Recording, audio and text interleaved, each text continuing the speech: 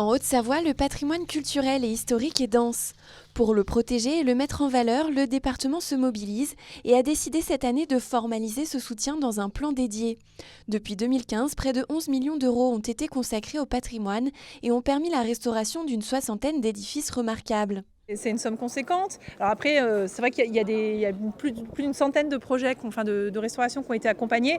Ça va d'une petite chapelle de quelques milliers d'euros pour une rénovation de l'intérieur à des sommes beaucoup plus importantes, comme la rénovation de la toiture du château de Ripaille ou actuellement la restauration de la buvette Cachat à Évian. La restauration de la buvette Cachat a en effet été soutenue à hauteur d'1,2 million d'euros par le département. Les châteaux de Bonneville et de Montretier, comme celui de Ripaille, ont également pu compter sur une aide conséquente pour leur restauration.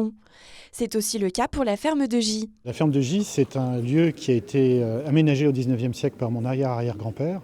Au départ, c'était les communs du château. Donc c'est le bâtiment qui se trouve derrière moi, à ma droite. Et autour de ces bâtiments, il a aménagé une ferme qu'il a voulu moderne. Depuis une dizaine d'années, c'est devenu un centre de réception. Elle était en très mauvais état. Nous l'avons restaurée pendant une quinzaine d'années.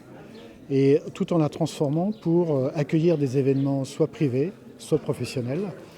Tous ces travaux de restauration qui sont quand même complexes, qui sont longs, qui sont onéreux, nécessitent des aides, des supports.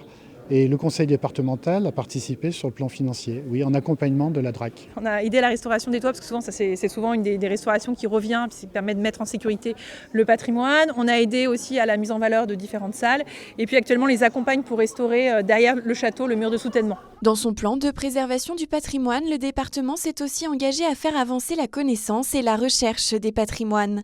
Plus d'une centaine d'opérations archéologiques ont ainsi été conduites ou cofinancées dans près de 150 communes du département en 5 ans. Les deux autres volets du plan de préservation du patrimoine consistent à faire découvrir ces richesses du département pour en faire un véritable levier d'attractivité du territoire. C'est une fierté, c'est une satisfaction et je suis content de pouvoir accueillir des gens qui viennent de la France entière, du monde entier, et puis aussi de contribuer au développement économique de la région et de l'image de la région. Pour nous, c'est une façon de mettre en avant tout ce qu'on fait déjà sur le patrimoine et d'impulser une nouvelle dynamique, puisqu'on a notre propre patrimoine qu'on restaure, qu'on met en valeur, qu'on fait découvrir.